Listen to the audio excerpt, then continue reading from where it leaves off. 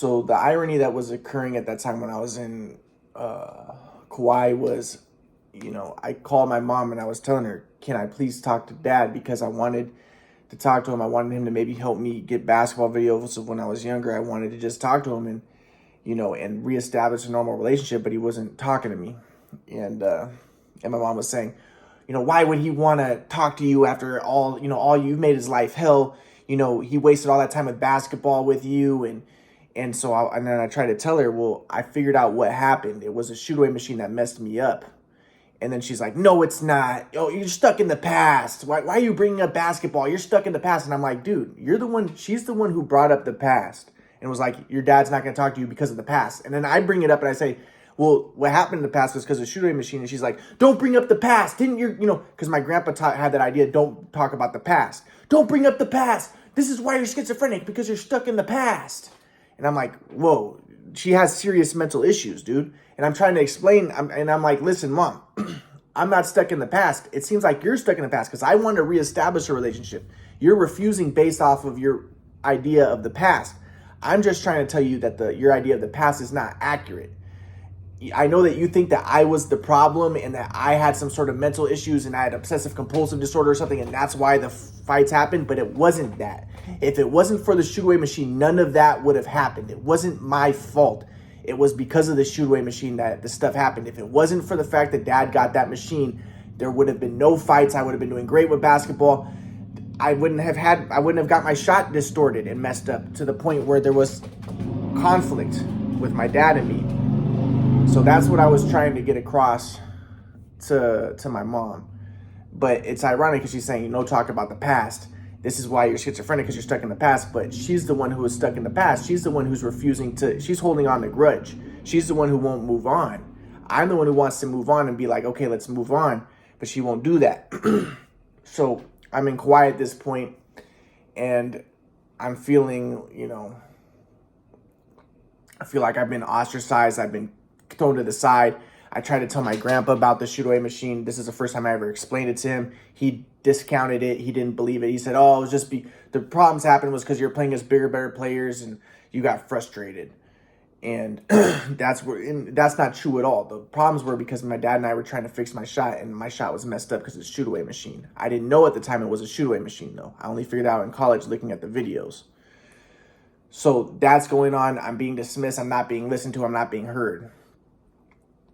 And then I'm going on INTV Central and I'm telling them my ideas that, basically religion's just Darwinism. And the only thing that can ameliorate wars and religious strife and everything would be as if you dissolve the nations and have everybody mix. And remember, my grandpa, I felt that he was a little bit of a white supremacist because just based off of the things that he was saying, it made me think he was right-wing or conservative.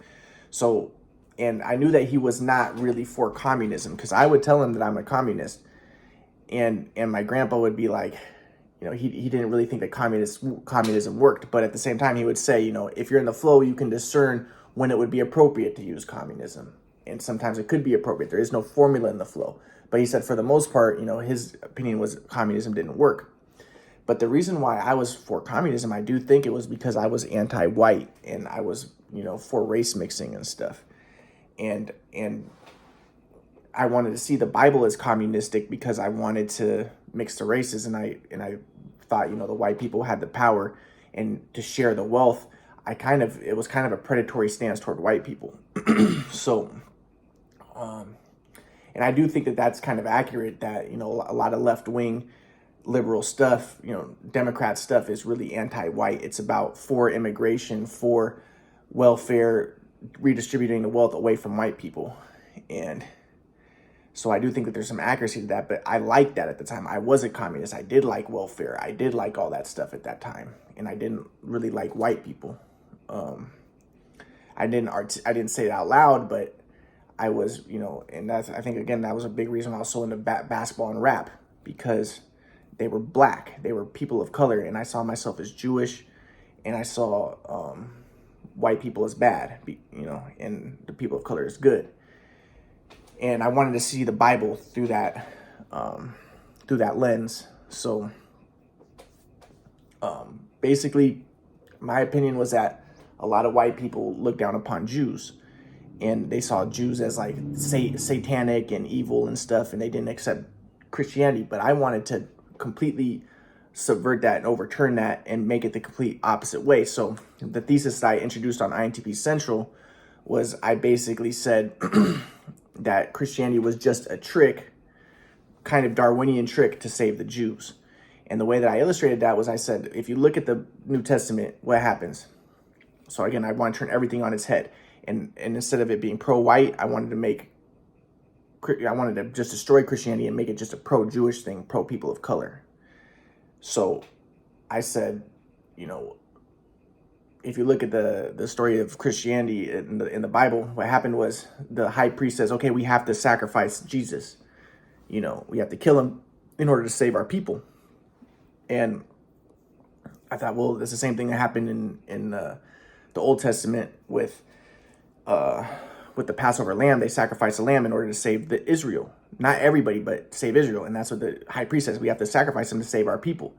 You see the same thing happen in the Old Testament with Samson, where the Jews are like, we have to sacrifice this guy and give him to the Philistines in order to save ourselves, because Samson was causing problems with the Philistines. He was killing a lot of Philistines, so they gave him over to the Philistines. And I thought, okay, well, same thing here in this story. Jesus is given over to the Romans, and it's in order to save the Jews. And I thought, you know, the same thing with also the story of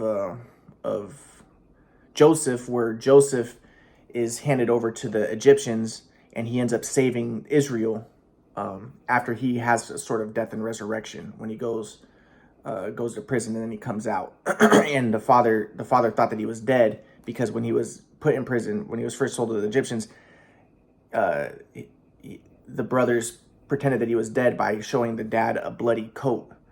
And then when Joseph comes back, the father's like, oh, my son was dead and now he's alive, kind of like Jesus. And it ended up saving Israel and ended up destroying Egypt. And in the story of Samson, when they hand Samson over, it ends up destroying the Philistines and saving the Jews, saving the Israelites. And I thought, you know, same thing with the story of Jesus. They hand him over, and I thought it ended up saving the Jews and destroying the Roman Empire. And the way that I reasoned that was, when Jesus is on the cross, and I wrote all this on INTP Central, and the people were amazed. When Jesus is on the cross, a centurion looks up and he says, surely this is the Son of God. And I thought to myself, yeah, well, when the centurion thought that, he went from wanting to kill the Jews to thinking that a Jew was the Son of God. So he says, this is the Son of God. And then after that, the Roman centurions, the Roman army, no longer wanted to destroy the Jews, and instead the Roman people who became Christians were more against the Roman Empire. They were no longer worshiping Caesar, they were worshiping a Jew.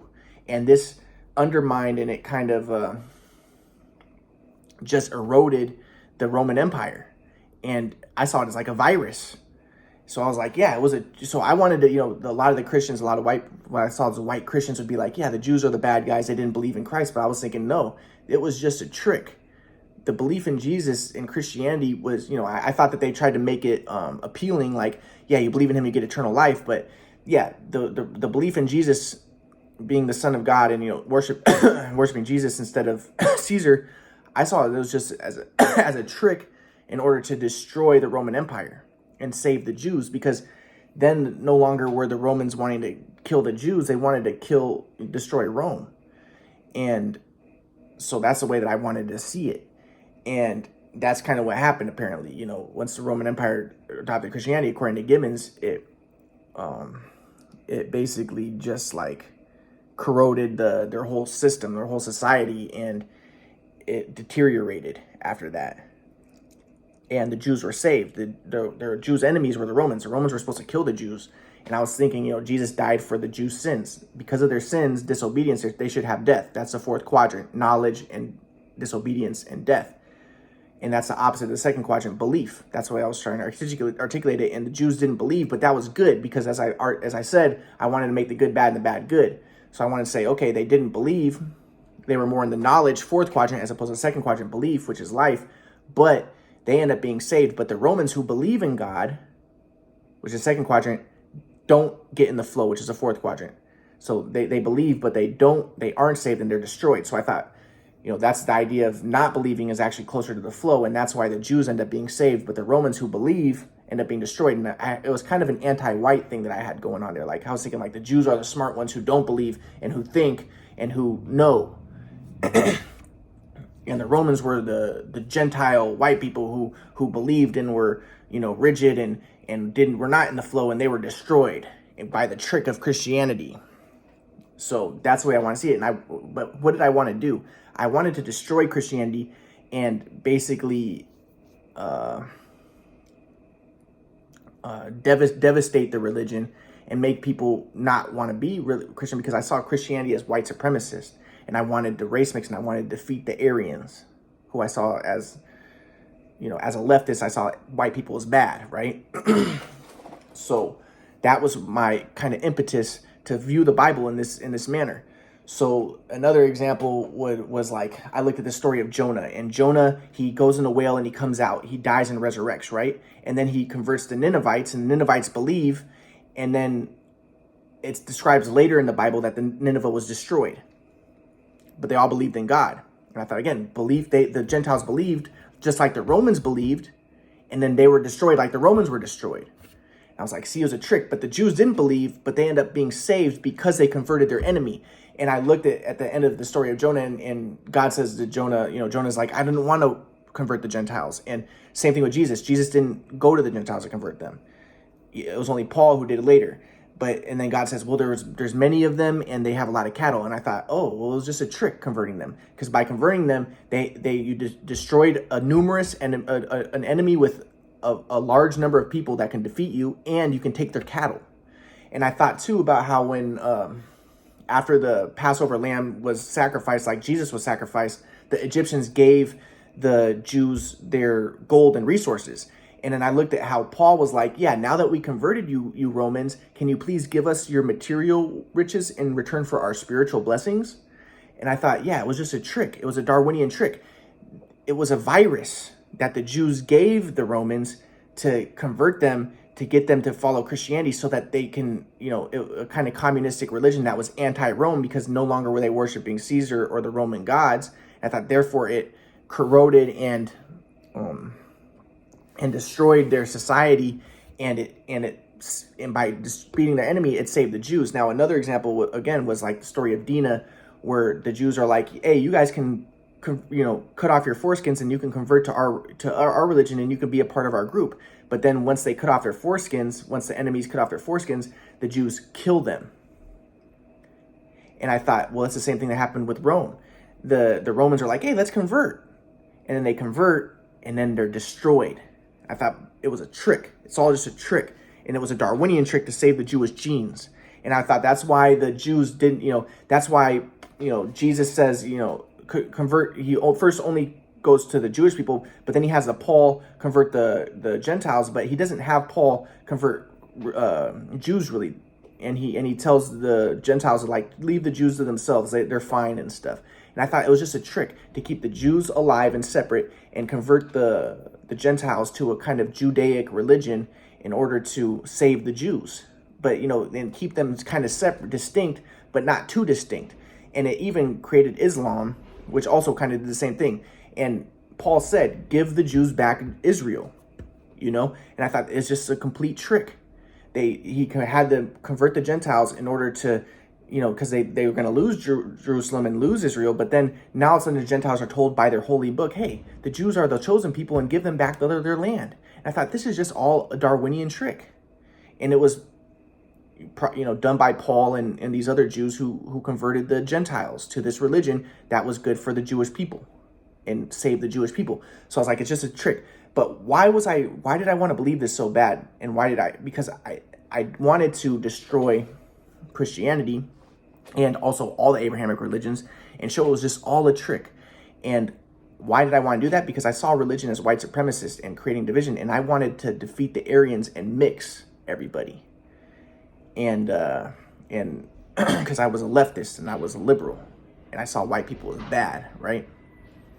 So now I know I was satanic, because as I said, in Hinduism, Satan, Sukracharya, the planet Venus, he wants to mix he wants the demons to defeat the Aryans, the demon Dravidians, who are darker races, to defeat the lighter skinned Aryans, who are the Brahmins and the priests. Satan is like Nietzsche, and he says, religion is fake and it's stupid, and he's a communist, and I was a communist just like that. So I was basically a Marxist communist, and I wanted to argue that the Bible was also Marxist communist.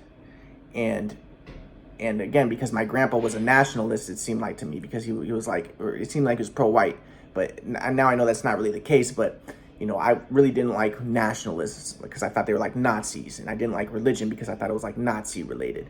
And I was a communist, and I was for people of color, and I wanted to, basically just like erode society and have the people of color win. And a part of that was I wanted to destroy Christianity and religion in general, and just say it's all Darwinism. Christianity it was just Darwinian trick, and then get people to say, maybe it was a Darwinian trick, maybe I should stop being a Christian. Maybe I should stop following religion. And that was my desire. So,